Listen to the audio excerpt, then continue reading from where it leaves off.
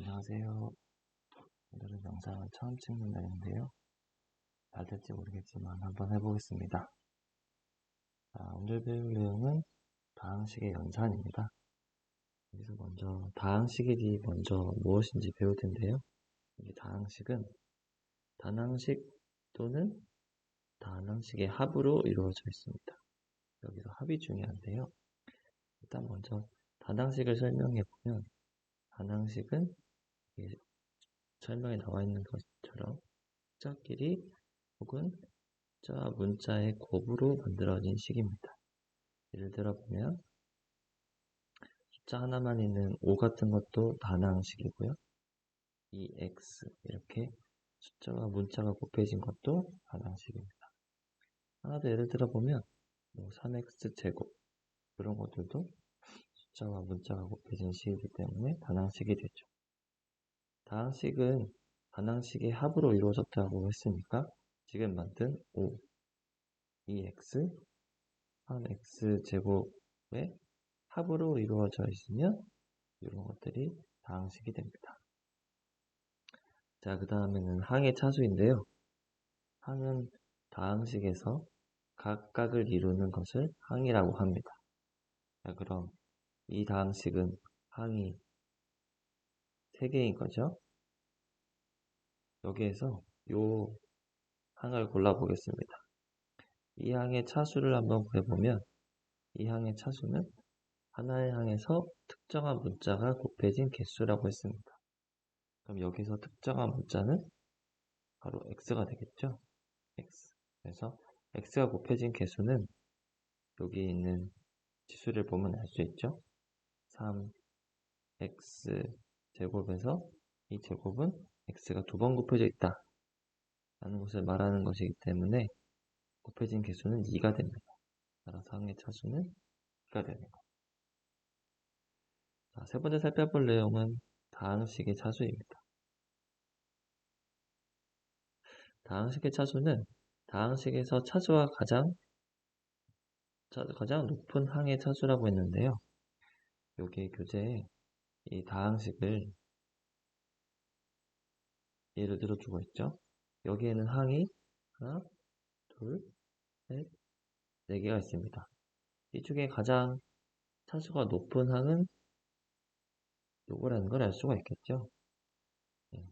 이 문자 x가 3번 곱해져 있기 때문에 이 항의 차수는 3이고 이 다항식 전체의 차수도 가장 높은 항의 차수라고 했기 때문에 3임을 알 수 있습니다. 그 다음에 살펴볼 것은 상수항인데요. 이 다항식을 마찬가지로 예를 들어서 이 다항식에서 항 중에 특정한 문자를 포함하지 않는 항이 상수항입니다. 여기에 예를 든 것처럼 이 문자 x가 포함되어 있는 다항식인데요. 여기에서 x가 포함되어 있지 않은 항은 상수항. 3만 있는 얘가 상수항이 되겠죠. 그 다음은 동류항인데요. 중학교 때 동류항을 봤을 겁니다. 문자와 차수가 같은 항인데요. 제가 예를 한번 들어서 복습을 한번 해볼게요. 예를 들어서 이 x랑 3x. 자, 이 두 개는 동류항인가요? 네, 동류항이 맞죠. 문자가 x로 동일하고 문자가 x로 동일하고 그 x의 차수까지 같으니까 동류항이 맞습니다. 이번에는 7y와 3x는 어떤가요? 문자가 일단 다르죠? 그럼 동류항이 될 수가 없어요. 그럼 이번에는 이 7x랑 5y 제곱을 비교해보면 y 문자가 같지만 두 문자의 차수가 두 항의 차수가 다르기 때문에 이 항은 1차고 여기는 차수가 1이죠? 이 항은 차수가 2죠. 그래서 차수를 비교했을 때 이가 다르기 때문에 동류항이 될 수가 없었죠. 동류항을 얘기하는 이유는 동류항끼리는 덧셈과 뺄셈이 가능했었죠. 그래서 동류항을 구분할 수 있어야 됩니다. 자, 그럼 다항식을 구성하고 있는 요소들을 알았다면 그 두 번째는 다항식을 정리를 하는 방법인데요. 간단하게 내림, 오름 두 개로 구분을 할 수 있어요. 내림 차수는 차수가 높은 항부터 낮은 항으로 정리한 걸 말하고, 오름 차수는 낮은 것부터 높은 항으로 정리한 걸 말해요.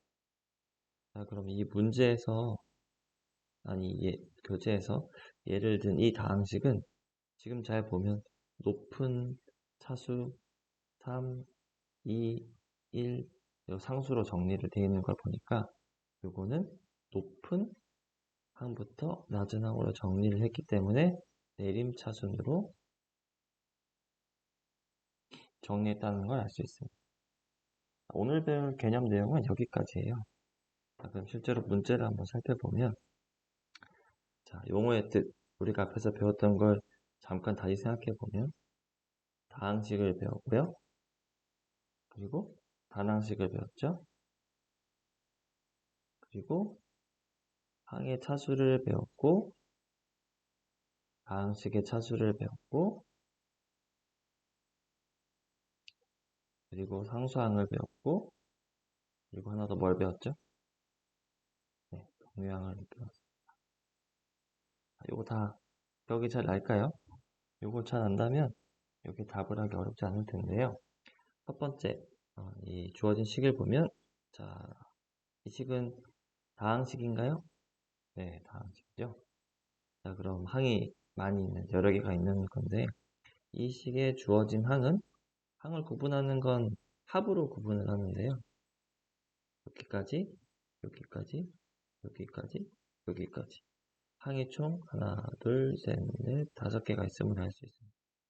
여기 빈칸도 하나, 둘, 셋, 5개가 있음을 알 수 있죠. 여기서 궁금한 질문 있는 학생이 있을 수 있는데, 지금 이 친구. 여기는 합이 아니라 차인데, 왜 여기를 합으로 구분하나요? 라고 질문하는 학생이 있을 수 있는데요. 자, 이 부분 배웠죠? 여기에 차는 마이너스 3x제곱 플러스 3 이렇게 되어 있는 친구는 여기 앞에 더하기를 쓰고 마이너스 3x제곱 플러스 마이너스 3x제곱 y 세제곱 이렇게 쓸 수 있다라는 거를 중학교 때 배웠었죠. 그래서 이렇게 합으로 구분이 될 수 있는 부분이기 때문에 여기도 이 구분해서 항으로 생각을 해주시면 됩니다.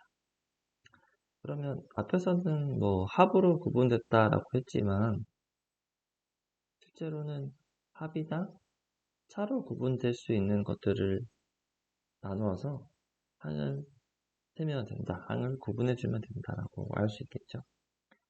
1번의 답은 어떤 것이 들어갈 수 있는지 쉽게 알 수 있을 거예요. 그 다음 주어진 식은 x에 대한 몇 차, 그러니까 식의 차수를 묻는 거예요. 식의 차수는 가장 높은 항의 차수라고 했으니까 가장 높은 항을 찾을 수 있죠, 금방. 그래서 답을 할 수 있을 것이고, x에 대한 상수항은 x를 문자로 봤을 때 x가 없는 항을 말하는 거예요. 여기서 x가 없는 항을 찾는 게 좀 어려울 수 있는데, 잘 보면 이 항에 x가 있나요? 있죠.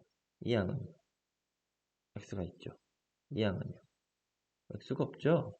이 항은 x가 있고 얘는 x가 없습니다. 그래서 상수항은 뭐가 될지 알 수 있겠죠. 자, 그 다음은 y에 대해서 살펴봤을 때는 몇 차씩, 이제 y를 문자로 봤을 때 가장 높은 차수를 말하는 거고, y에 대한 상수항도 마찬가지로 y가 있는 항과 없는 항 구분해서 상수항을 적을 수 있을 겁니다. 나머지 문제도 한번 풀어보고요. 저는 이제 3번을 살펴보려고 합니다. 3번은 다항식을 정리하는 방법 2가지였는데요. 그 중에 내림차순과 오름차순 있었죠. 이 다항식을 내림차순으로 정리해라. 내림차순은 차수가 높은 항부터 낮은 항으로 정리를 하는 거였죠.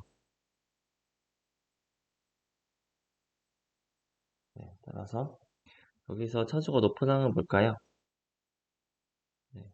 얘가 차수가 높고, 그 다음 차수가 높은 항은 이거, 그 다음은 요거, 그 다음은 요렇게 되겠죠. 따라서 차수가 높은 항을 순서대로 이렇게 쓸 수가 있을 겁니다. 풀이는 이제 그 이후에도 각자 해보시고요. 그 다음에 살펴볼 내용에는 다항식의 덧셈과 다항식의 뺄셈이 있습니다. 덧셈은 더하기고 뺄셈은 빼는 거죠. 덧셈과 뺄셈을 할 수 있는 가장 중요한 기준은 동류항이에요. 동류항끼리는 덧셈과 뺄셈을 할 수 있었고 동류항이 아니면 덧셈과 뺄셈을 할 수 없죠. 자, 덧셈을 할 수 있을 때 성질은 두 가지. 교환법칙, 결합법칙이에요. 교환법칙은 두 값을 더할 때 순서를 바꿔서 계산을 해도 결과는 동일하다. 결합법칙은 세 개의 항을 더할 때 그 항을 더하는 순서가 괄호를 기준으로 삼죠. 좌변은 쭉 괄호를 먼저 더하고 이후에 C를 더해야 하는 거고 우변은 뒤쪽에 BC를 먼저 더하고 A를 더하는 건데 그 둘이 같다라고 돼 있죠. 즉 결합법칙에서는 결합법칙이 성립한다면 세 항을 더할 때 어떤 순서로 먼저 더하든지 상관없을 때 그때 결합법칙이 성립한다고 합니다. 우리가 배웠던 덧셈에서는 모두 결합법칙이 성립을 했었어요. 그래서 아마 계산을 하는 데는 지금까지 공부를 잘 해왔던 학생이라면 크게 이 내용이 어색하지 않을 거예요. 문제를 살펴보면 다음 식 간단히 해라. 네, 지금 덧셈이 되어 있으니까 덧셈으로 계산할 때 동료한끼리는 좀 계산을 해줘라 이런 얘기예요. 보면 식이 두 개가 있죠. 다항식 두 개 이렇게 괄호로 구분되어 있으니까 그거를 계산을 할 때는 동료한끼리 지금 보면 동료항은 문자와 차수가 같은 항이었죠. 얘와 얘가 동료항이니까 동료항끼리 먼저 계산을 하겠다. 그래서 이렇게 괄호를 묶어서 계산을 한 거예요.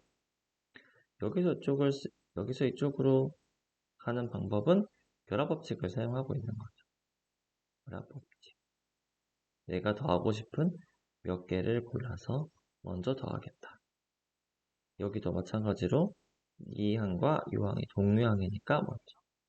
상수항은 상수항끼리 동류항이겠죠. 그래서 계산할 결과를 아래 잘 빈칸으로 채워주면 될 것 같습니다. 나머지 문제도 한번 해보시고요. 다음은 뺄셈입니다. 덧셈을 배워서 뺄셈은 어떻게 하나 하지만 마찬가지죠. 동류항끼리 뺄 수 있고 동류항끼리 더할 수 있었던 것처럼 있는 것처럼 뺄셈도 자연스럽게 하시면 되는데요. 이렇게 세로셈으로 되어 있는 경우는 잘 없지만 처음에 연습을 할 때는 이렇게 동류항이 될 수 있는 들끼리 나란히 두면 뺄셈을 하기가 쉽죠. 여기는 여기를 계산한 거를 쓰고 여기는 요걸 계산한 걸 쓰고 여기는 이렇게 계산한 걸 쓰면 다항식의 뺄셈을 쉽게 할 수 있고 이렇게 우리가 자주 볼 식은 뺄셈에서는 요건데 제가 이 3번을 가져온 이유는 이 뒷부분 때문이에요. 여기 앞에 식 앞에 이렇게 마이너스가 있는 경우일 때는 이 식을 계산할 때 이렇게 마이너스를 전체로 이 식 전체 앞에 붙은 빼기로 생각을 해 주셔야 되는데 이거를 괄호를 잘 쓰지 않고 이 맨 앞에 항에만 마이너스 부호를 붙이는 학생이 있어요. 이런 실수를 하지 않고 이거 같은 경우에는 이 식 전체에 부호를 바꾸는 이렇게 꼭 계산을 해주시면 되게 좋겠다라는 거에서 이제 이 문제를 가지고 왔거든요. 그래서 보시면 여기 풀이에도 보면 이 두 항의 두 식을 뺄 때 이제 뒤쪽에 빼지는 식은 여기 앞에 마이너스가 붙어 있기 때문에 여기서 계산을 할 때도 보면 이 항의 전부에 각각의 마이너스를 붙인 걸 아시죠? 이렇게 한 후에 동류항끼리 이렇게 묶어서 계산을 해서 남는 항을 계산하면 뺄셈에서도 실수하는 일이 많이 적을 겁니다. 자, 그 다음 유형은 덧셈과 뺄셈이 혼합되어 있는 경우인데요. 가끔 이렇게 표현을 이렇게 나타내는 문제가 있어요. 두 다항식이 있을 때 두 다항식의 합차를 하라는 거죠. 근데 이제 8번의 문제를 보시면 이 A라는 식을 이렇게, B라는 식을 이렇게 주고 문제는 되게 단순하게 합차 이렇게 표현하는 게 있죠. 합은 더하라는 거니까 이걸 두 개를 더하고 빼라는 거는 여기서 이걸 빼라는 거예요. 주의해야 될 건 당연히 2번일 거예요. 왜냐면 이거를 할 때도 마찬가지로 A를 쓰고 B를 쓸 때 A는 위에 나와 있는 것처럼 X제곱 플러스 X 플러스 4 하고 빼기 B를 그냥 생각 없이 이렇게 쓰는 친구들이 있는데, 여기서 이 부분은 B를 뺀 게 아니고 이 맨 앞에 있는 X제곱항만 빼기를 쓴 거기 때문에 이렇게 써서는 맞지 않아요. 항상 이렇게 괄호를 써서 B를 뺀 것이다 라고 해줘야 이 문제를 제대로 풀 수가 있습니다. 이 부분만 주의하면서 풀면 앞에서 풀었던 내용과 똑같게 되겠죠. 다른 문제들도 같이 풀어보시고요. 그 다음에 마지막으로 살펴볼 문제는 11번입니다. 11번은 세 다항식 A, B, C가 이렇게 세 개가 있고 이 4번을 제가 가져왔는데 4번 문제.